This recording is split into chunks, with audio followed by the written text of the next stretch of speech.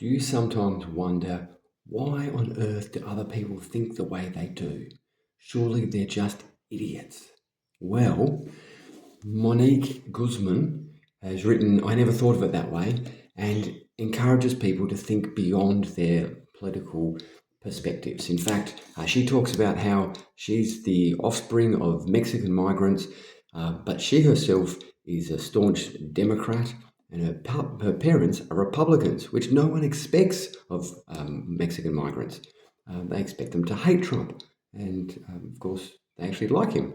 And so she talks really well about trying to see across the political divide about how we naturally all kind of sort into people like us.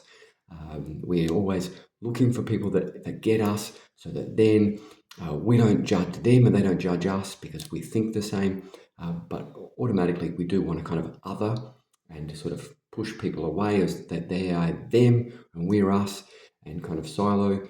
She encourages us to sort of have a curious mind, to ask questions such as, what am I missing as to how they think differently, to be curious.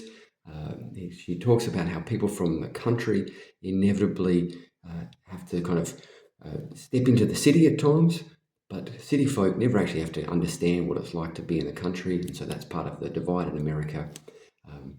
When we think about oppositions, people are different from us, we need to think about what it is that they value more than the things that we value. Because it doesn't just automatically mean that they hate liberty or they hate freedom or they hate, children or whatever, but they generally might value something more than the thing that we're valuing. She tells some great stories about changes of opinion, and I really appreciate that she does both a story of conversion and a story of deconversion. She's not just sort of on one team. She explains and reminds us about how if we're trying to change people's minds, we need to actually understand and sort of step into their life. And she gives the examples of care questions, asking curious questions, answerable questions, questions that are raw and that don't need further data, and exploring questions. And that makes things a better shape.